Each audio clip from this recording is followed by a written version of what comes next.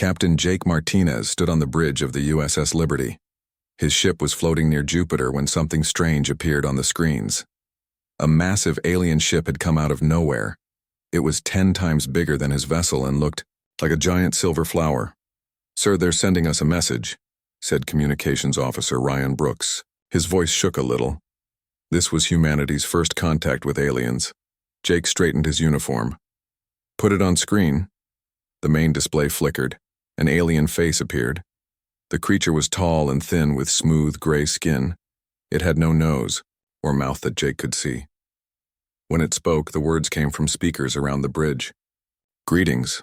I am Ambassador Crick 7 of the Zolonian Confederation. We wish to speak with your leaders." Jake stepped forward. "I'm Captain Martinez. Welcome to our solar system." The alien's large black eyes seemed to study him. "We come in peace. May we board your ship for talks?" Jake looked at his crew. This was the moment humanity had dreamed about for centuries. "You're welcome aboard, Ambassador." 20 minutes later, Jake waited in the main meeting room. With him were his top officers. Danny Rodriguez sat at the big table, crossing one leg over the other as he always did when he was nervous. Lisa Carter, the ship's scientist who studied aliens, sat next to him with her papers ready. Dr. Amy Thompson, the ship's doctor, checked her medical scanner one more time. The doors opened with a soft sound. 3 aliens walked in. They moved, like they were floating. Their bodies were long and thin like tall plants. They had no visible arms or legs, just smooth shapes that seemed to flow as they moved. Ambassador Crick 7 was in front. Behind him came 2 other aliens who looked almost the same. They all stared at the humans with those big black eyes. "Please sit down," Jake said, pointing to the chairs they had prepared. The aliens looked confused. They seemed to melt into the chairs like liquid. It was strange to watch. "We are happy to meet your species," Crick 7 said. His voice had no emotion in it. "We have traveled far to study new life forms." Jake smiled. "We're excited to meet you too. We have many questions about your people and your technology." "As do we about yours," the alien replied. "We have watched your planet from far away. Your species is very different from ours." Danny Rodriguez shifted in his chair. He uncrossed his legs and crossed them the other way. It was just a normal thing humans did when sitting for a long time. All 3 aliens suddenly jerked back. Their eyes got even bigger. They started making strange clicking sounds to each other. "Is something wrong?" Lisa asked. Ambassador Crick 7 pointed one long, thin appendage at Danny. "That one? What is that object between his lower limbs? Is it a weapon?" Danny looked down at himself, confused. "What object?" "The long, cylindrical growth. It moved when you shifted position." The alien's voice got higher. "Are all your males carrying these things?" Dr. Thompson realized what was happening. Her face turned red. "Ambassador, I think there's been a misunderstanding." "Misunderstanding?" Crick 7's whole body seemed to shake. "We can see it clearly with our sensors. A biological appendage that your species keeps hidden. Are you threatening us?" Jake held up his hands. No, we're not threatening anyone. Danny, maybe you should." But Danny was already standing up to show he meant no harm. As he rose from his chair, he naturally adjusted his position, the way all humans do. The alien screamed. It was a high, terrible sound that hurt everyone's ears. All 3 of them rushed toward the door so fast they looked like gray blurs. "Wait," Lisa called out. "We can explain." But it was too late. The aliens had already left the room. Through the windows, Jake could see their ship moving away from the Liberty at incredible speed. Ryan's voice came over the speakers. "Captain, they're gone. They jumped to faster-than-light speed about 10 seconds ago." Jake sat down heavily in his chair. "What just happened?" Dr. Thompson was still red-faced. "I think they saw Danny's, his natural male anatomy, and they thought it was some kind of weapon or dangerous creature."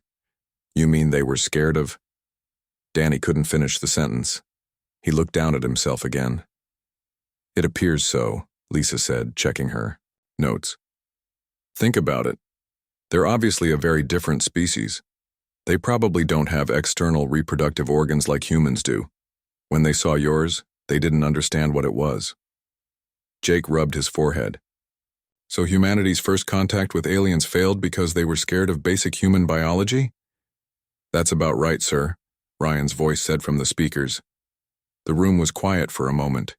Then Danny started laughing. Soon everyone was laughing, even though they knew this was a serious problem. What do we do now? Jake asked when they finally stopped laughing. Lisa gathered her papers. We need to contact Earth Command immediately, and we need to figure out how to explain human anatomy to a species that clearly has no idea how sexual reproduction works. Dr. Thompson nodded. This is going to be the strangest medical briefing I've ever had to prepare. Jake looked out at the stars where the alien ship had disappeared. Somewhere out there, 3 very confused aliens were probably telling their people that humans were dangerous creatures with mysterious weapons attached to their bodies. Well, he said, at least, they know we exist now. That's something, right? Nobody answered. They were all thinking about how to explain something so basic that most humans never even thought about it. How do you tell aliens that what scared them was just a normal part of being human? The Liberty continued its journey through space, but now everything was different. Humanity was no longer alone in the universe. Unfortunately, their new neighbors thought they were all carrying biological weapons. Ambassador Crick 7 floated in the center of the Zolonian High Council chamber. The room was huge and filled with hundreds of his people. They all looked the same with their smooth gray bodies and big black eyes. But today, those eyes were filled with fear. Tell us again about these humans, said High Counselor Vex Prime from the center platform. Speak slowly and clearly. Crick 7's body shimmered as he remembered the terrible encounter. They appear friendly on the surface, but every male of their species carries a hidden biological weapon. It's attached to their lower body, between their movement appendages. The council chamber filled with worried clicking sounds. This was how Zolonians showed fear. Did you see this weapon used? Asked another counselor. Not directly, Crick 7 admitted, but it moved on its own when the creature called Danny Rodriguez changed position. It seemed to be alive, like a parasite or symbiotic organism. High Counselor, Vex Prime's eyes grew even larger. A living weapon. This is worse than we thought. What else did you observe? The females appear to lack these appendages, Crick 7 continued. I believe the males have either taken them from the females or the females have had theirs removed somehow. The council erupted in more clicking. Some Zolonians began to glow with anger, which made their smooth skin turn bright orange. This suggests the males dominate the females through biological warfare, Vex Prime declared. We must act quickly to help these oppressed female humans. Meanwhile, back in the Zolonian Science Division, Dr. Zex-9 was studying the data they had collected about Earth. The Zolonians were very advanced and could intercept radio and internet signals from across the galaxy. What they found on human communication networks only made them more confused and frightened. Dr. Zex-9 called his assistant over. Look at these human text messages I've translated. They speak of sword fighting and something called mourning. Wood. These must be training exercises for their bioweapons. The assistant's skin turned pale blue with worry. And here, Doctor, they mention quick draw and shooting. These humans are clearly trained warriors. Dr. Zex-9 found more disturbing evidence. Human males talked about size and length when referring to their weapons. They even had competitions about who had the biggest one. Send this data to the High Council immediately, Dr. Zex-9 ordered. These humans are more dangerous than we first thought. On the USS Liberty, Captain Jake Martinez was having his own problems. Earth Command had received his report about the failed first contact. Now everyone wanted answers. Let me understand. This correctly, Captain, said Admiral Chen Wei over the video link. The aliens ran away because they saw Ensign Rodriguez's penis? Jake felt his face get hot. That's correct, sir. They seem to think it's some kind of weapon or dangerous creature. Admiral Chen was quiet for a moment. Then he started laughing so hard he had to wipe tears from his eyes.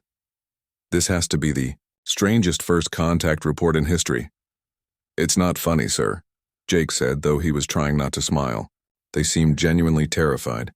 Dr. Thompson thinks they don't have external reproductive organs like we do. The Admiral stopped laughing. What's our next move?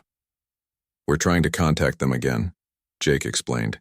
Communications officer, Brooks has been sending basic mathematical signals to show we're peaceful. But every time the Liberty tried to make contact, the same thing happened. As soon as a human male appeared on the communication screen, the aliens would cut the transmission immediately. Ryan Brooks was getting frustrated. Captain, they keep hanging up on us. The moment they see any of the male crew members, they panic and end the call. Dr. Amy Thompson had an idea. What if we only send female crew members? Maybe they'll be less afraid of us. Lisa Carter nodded. That could work. If they think males are the dangerous ones, they might be more willing to talk to our women. Jake agreed to try it. He selected Lisa, Dr. Thompson, and communications specialist Helen Davis to make the next contact attempt. The three women sat in front of the communication screen. Ryan sent out the signal, but he stayed out of camera range. This time, the aliens answered. Ambassador Crick 7 appeared on screen, but he looked even more upset than before. Human females, he said, his voice full of sadness. We are so sorry for what your males have done to you. Lisa looked confused. What do you mean? We can see that you lack the bioweapons that your males possess, Crix 7 explained. Did they remove them from you? Are you prisoners? Dr. Thompson's mouth fell open. No, you don't understand. Human females naturally don't have. Don't be afraid to speak the truth, Crix 7 interrupted. We are here to help you. The Zolonian Confederation will not allow this biological oppression to continue, Helen Davis tried to explain. Ambassador, I think there's been a huge misunderstanding. Human men and women are naturally different. We're not oppressed or missing anything. But the aliens didn't believe her. They thought the human women were too scared to tell the truth about their male captors. We will return soon with medical ships, Crix 7 announced. Our doctors will help you regrow your lost biological components. Then you will be free from male domination. The screen went dark. The three women sat in shocked silence for a moment. Did he just say they're coming back with medical ships? Helen asked. I think they want to perform surgery on us, Dr. Thompson said slowly. They think we're missing body parts that the men stole from us. Lisa started laughing, but it wasn't a happy laugh. This is getting worse by the minute. Now they think human men are biological tyrants who steal reproductive organs from women. Captain Martinez came into the communications room just in time to hear this. What happened? They think you and all the other men cut off our penises and keep them for yourselves, Dr. Thompson explained. Jake sat down hard in a chair. You're kidding. I wish I was, Lisa said. They're planning a rescue mission to fix us and liberate us from male oppression. Ryan's voice came over the speakers. Captain, I'm picking up multiple alien ships approaching our position. Looks like a whole fleet. Through the window, they could see dozens of silver ships appearing out of faster-than-light travel. Each one was huge and filled with aliens who thought they were coming to save human women from their evil male oppressors. This is really, really bad, Jake said, and he was right. In space above them, hundreds of confused aliens were preparing for what they thought would be the greatest rescue mission in galactic history. They had no idea they were about to start an interspecies incident over basic human biology. Dr. Vex 9 was the smartest scientist in the Zolonian Confederation. He had studied thousands of alien species across the galaxy, but humans were the strangest creatures he had ever encountered. He floated in his laboratory, surrounded by holographic displays showing human biological data. The information came from Earth's internet and medical databases that the Zolonians had secretly accessed. What he saw made no sense at all. Assistant Kex 3, he called to his helper. Look at these scans of human reproduction. They claim that males and females naturally have different body parts. Kex 3 moved closer to examine the data. That's impossible, Doctor. All intelligent species reproduce the same way. Two identical beings touch appendages and create offspring through mental connection. Dr. Vex-9 had spent his whole life studying biology. In every species the Zolonians had met, male and female were just words for slightly different sizes. All creatures looked basically the same and reproduced by joining minds, not bodies. But look at this, he said, pointing to a human anatomy chart. They have completely different internal structures, and the males have this external appendage that the females completely lack. It must be a weapon, Kex-3 decided. No other explanation makes sense. Dr. Vex-9 found more confusing evidence. Human medical texts talked about something called sexual reproduction. The concept was so alien to Zolonian thinking that their translation computers couldn't properly interpret it. According to this data, Dr. Vex-9 said slowly, humans claim they must physically connect their different body parts to create offspring. Both scientists' skin turned bright purple with disgust. The idea of physical contact for reproduction was horrible to them. Zolonians reproduced by standing near each other and sharing thoughts. Physical touching was considered primitive and disturbing. This confirms it, Kex-3 announced.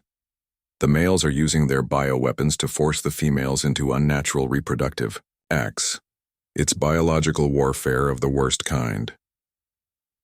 On the USS Liberty, Captain Jake Martinez was trying to come up with a plan. The alien fleet had grown larger. Now there were over 300 ships surrounding Earth's solar system. Any word from Earth Command? Jake asked. Ryan Brooks shook his head. They're mobilizing the entire space fleet, but we're outnumbered about 1,000 to 1. Admiral, Chen wants us to try talking to them again. Lieutenant Commander Steve Johnson had joined the senior staff meeting. Maybe we should send them detailed medical information. You know, biology textbooks, anatomy charts, that sort of thing. Dr. Amy Thompson looked worried. That might make things worse. If they don't understand basic sexual reproduction, showing them detailed pictures could really freak them out. Lisa Carter had been studying the alien behavior patterns. I think Thompson's right. These aliens seem to have no concept of sexual dimorphism. They probably reproduce completely differently than we do. Jake made a decision. Let's try a different approach. We'll send an all-female diplomatic team. Maybe they'll be more willing to listen to our women. An hour later, Cultural Attaché Helen Davis sat in front of the communication screen with Dr. Thompson and Lisa. Helen was trained in first contact protocols and spoke several Earth languages. If anyone could explain human biology to confused aliens, it would be her. The screen flickered on. Ambassador Crix-7 appeared, but this time he wasn't alone. Behind him stood dozens of other aliens, including several wearing what looked like medical equipment. Human females, Crix-7 said in his emotionless voice. We have prepared medical facilities to help you. Our doctors will repair the damage your males have done to your bodies, Helen spoke carefully. Ambassador, thank you for your concern, but we don't need medical help. Human women are naturally different from human men. We weren't damaged or harmed. You don't need to lie to protect them, Crix-7 replied. We understand you're afraid, but soon you'll be free. Dr. Thompson tried a different approach. Ambassador, let me explain human reproduction from a scientific perspective. Our species evolved with two distinct biological forms that work together to create offspring. The aliens started making their worried clicking sounds again. You're saying the males forced you to evolve this way?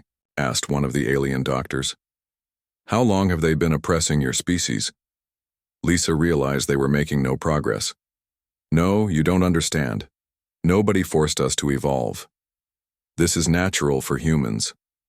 Natural? Crix-7's voice went higher. No intelligent species naturally develops biological weapons. Your males have clearly altered your evolution through some terrible process. Helen tried one more time. Ambassador, what if we showed you other Earth animals? Many species on our planet have males and females that look different from each other. But this only made things worse. The aliens began to believe that humans had infected their entire planet with this biological weapon system. They thought Earth was a world where all life forms had been corrupted by the same evil process.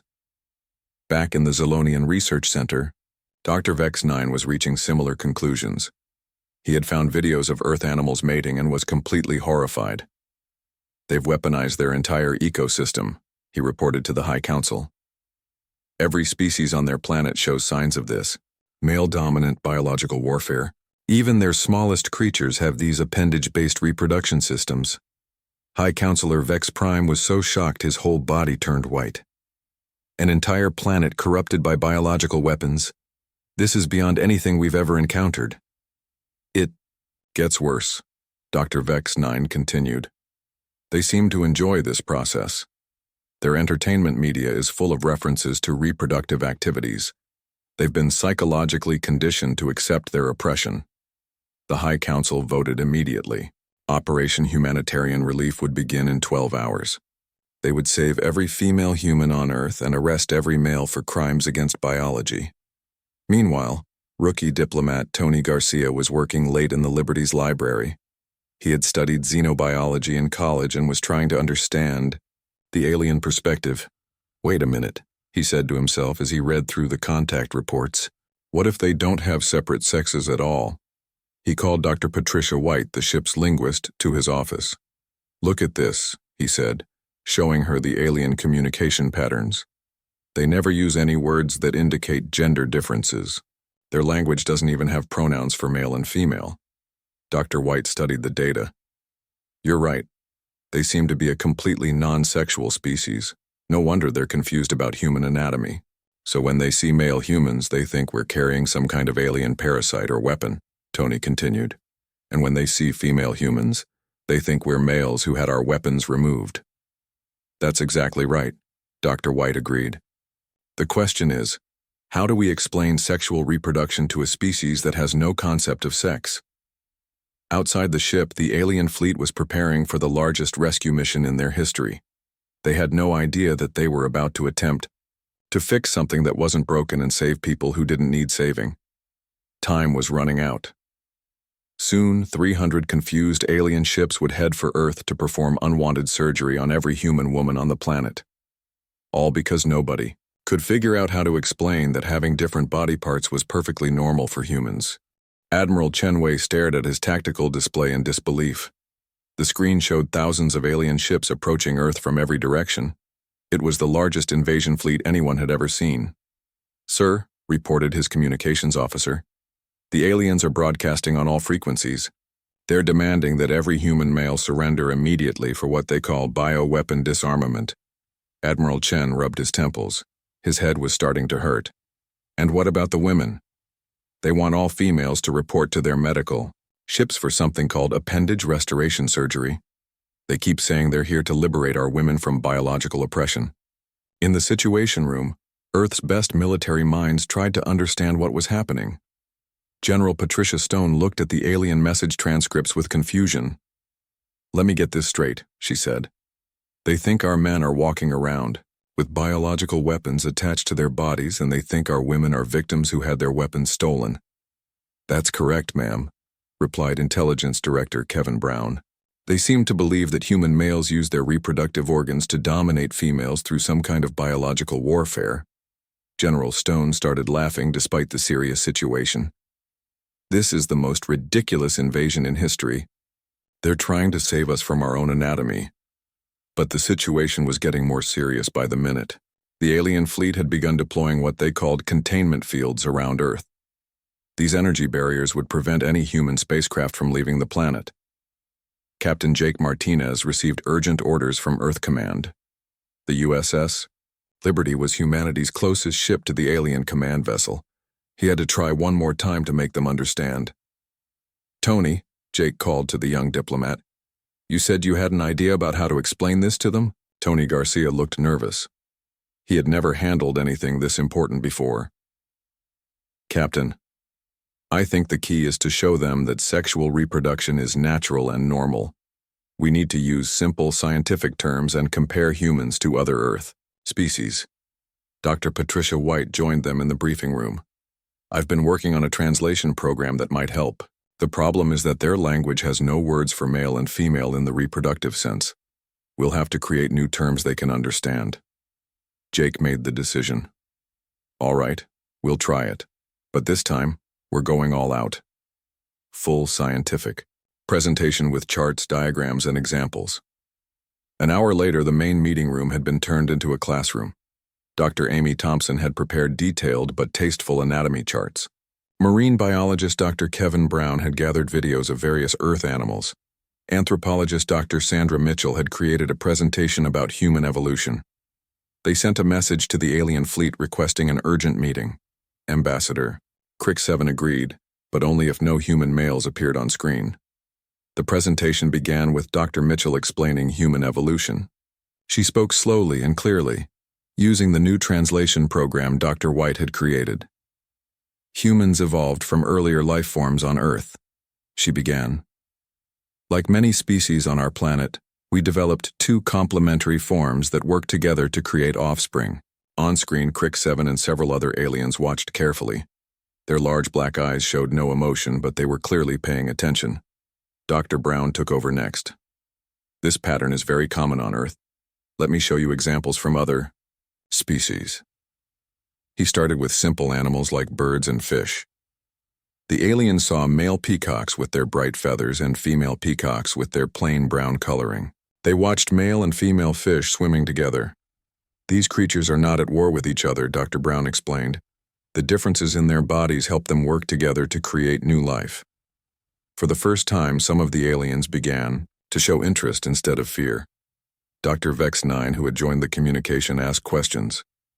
"You're saying these physical differences serve a biological purpose?" he asked. "Exactly," Dr. Thompson replied.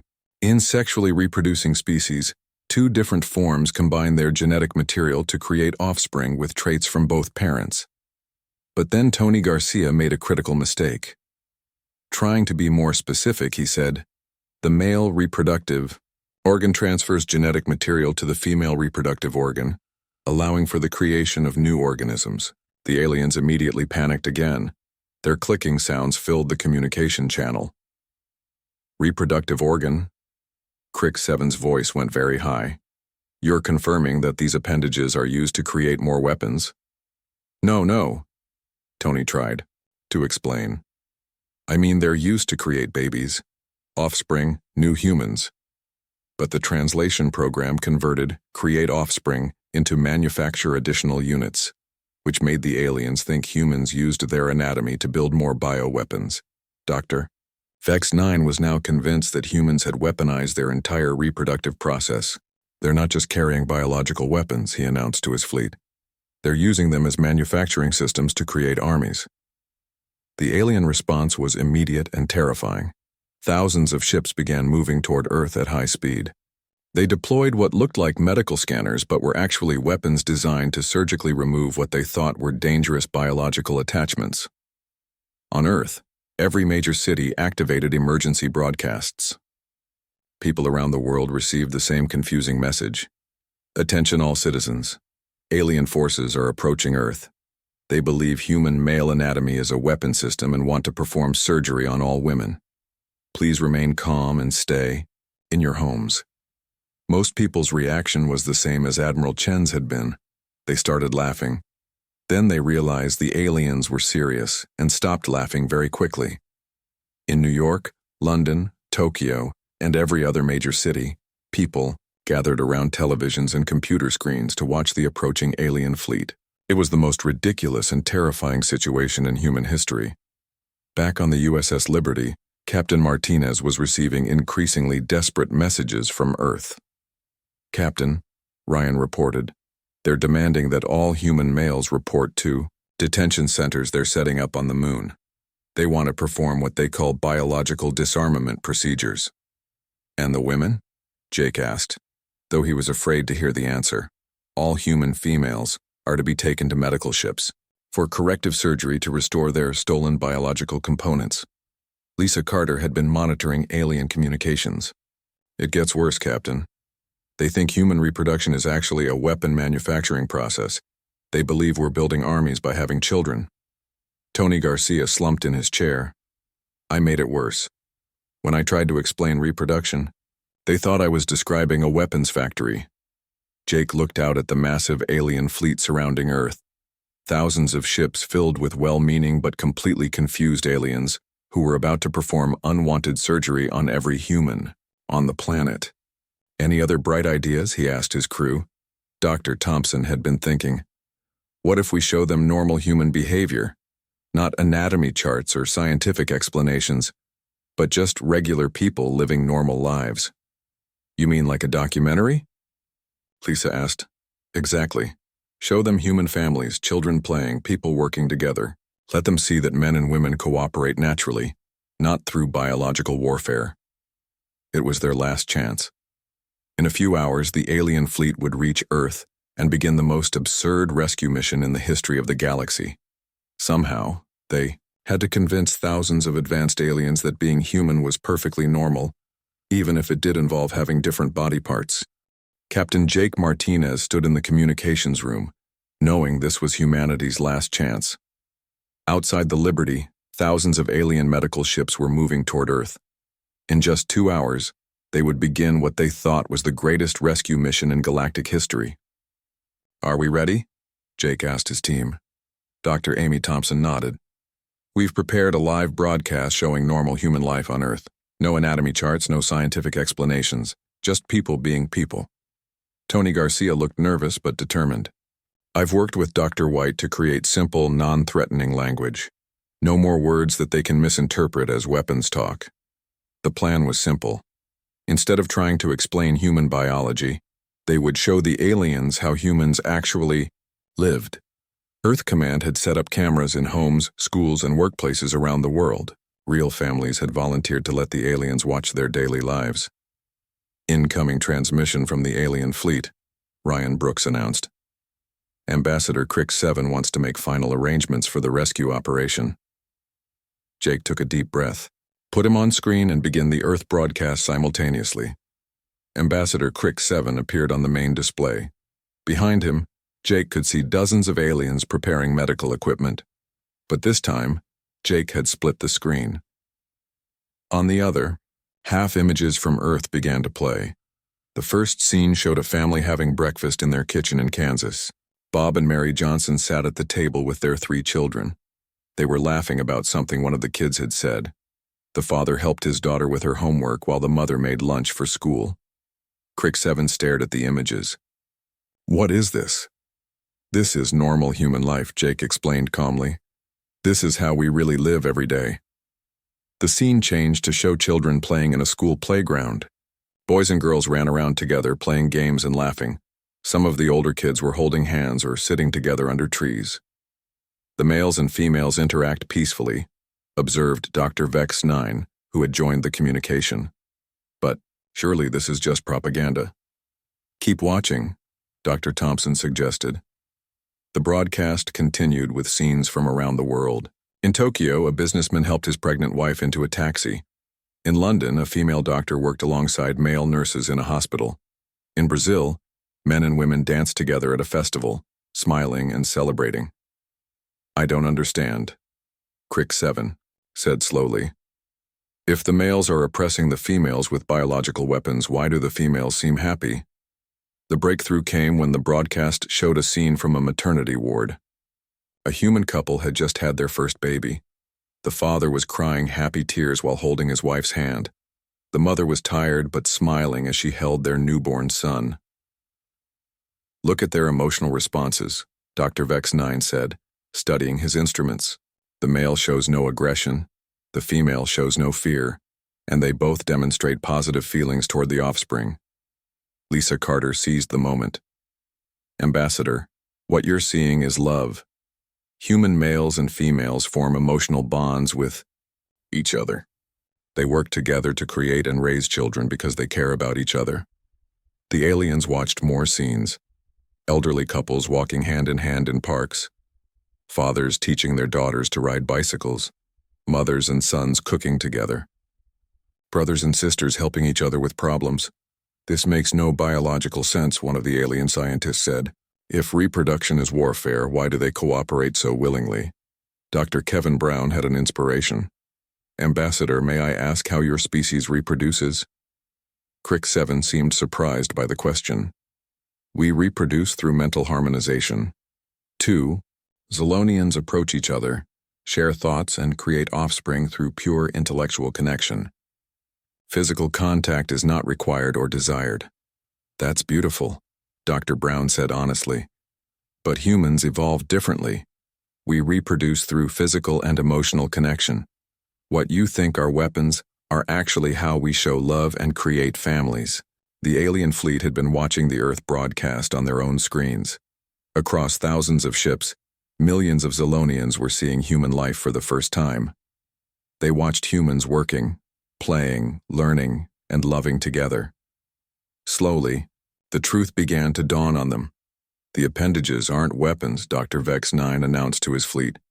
They're reproductive organs, just like the humans claimed, but instead of being used for war, they're used for bonding and creating offspring. High Counselor Vex Prime, who had been watching from the command ship, finally spoke. You're saying that human sexual dimorphism is natural, that males and females are supposed to be different? That appears to be correct, Dr. Vex 9 replied. Their entire species is based on cooperation between two distinct biological forms. It's completely different from our reproduction, but it seems to work for them. The Earth broadcast continued with scenes of human achievements. Scientists working together to cure diseases, artists creating beautiful music and paintings, engineers building amazing structures. In every scene, men and women worked side by side as equals. If the males were really oppressing the females, Crick 7 observed, would they allow females to become leaders and scientists? The broadcast showed female presidents, doctors, teachers, and business leaders. It showed male nurses, teachers, and stay-at-home fathers caring for children. It became clear that human society was based on cooperation, not domination. Ambassador Crick 7 was quiet for several minutes, processing what he had learned. Finally, he spoke. Humans of Earth, he said formally. The Zilonian Confederation apologizes for our misunderstanding. We now realize that your biological differences are natural and healthy. We have made a serious error in judgment. Jake felt relief wash over him. Thank you, Ambassador. We understand that our species are very different from each other. Indeed, Crick 7 agreed.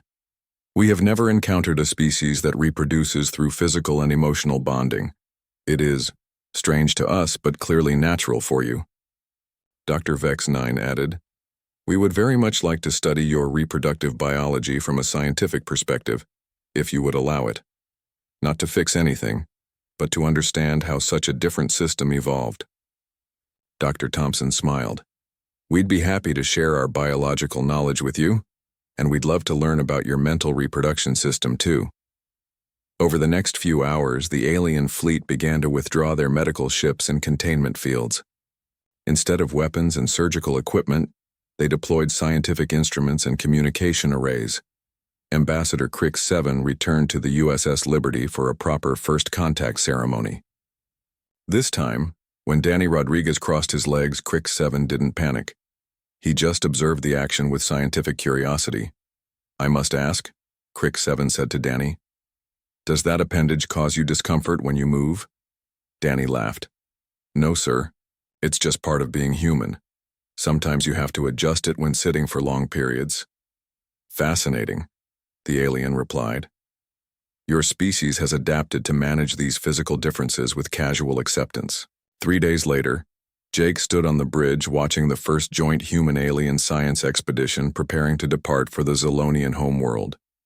Dr. Rodriguez had volunteered to be the first human ambassador to an alien species, with the unofficial title of Director of Interspecies Biological Education. It's funny, Lisa said, joining Jake at the observation window. The biggest crisis in human history was solved by just showing them normal, everyday life. Sometimes the most complicated problems have the simplest solutions, Jake replied. They were trying so hard to understand us scientifically that they forgot to just observe us as people.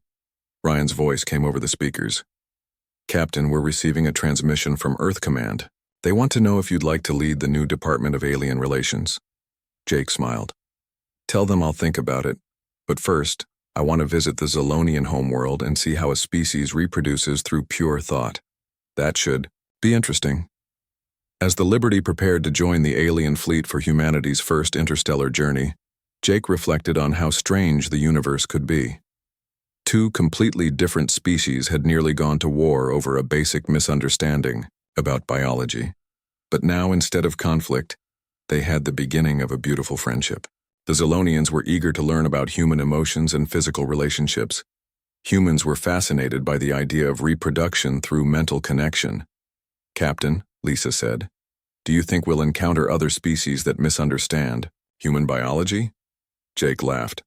"Probably. But now we know how to handle it. Just show them a normal day in the life of humans. No complex explanations needed." The USS Liberty engaged its faster-than-light drive and disappeared into space, carrying the first human diplomatic mission to an alien world. Behind them, Earth continued its normal, peaceful existence, where men and women worked together to build a better future for their children. And somewhere in the vast galaxy, other alien species received reports about the strange humans who had different body parts, but somehow made it work through something called love. Most of them decided that humans were probably too weird to bother with, which was perfectly fine with humanity.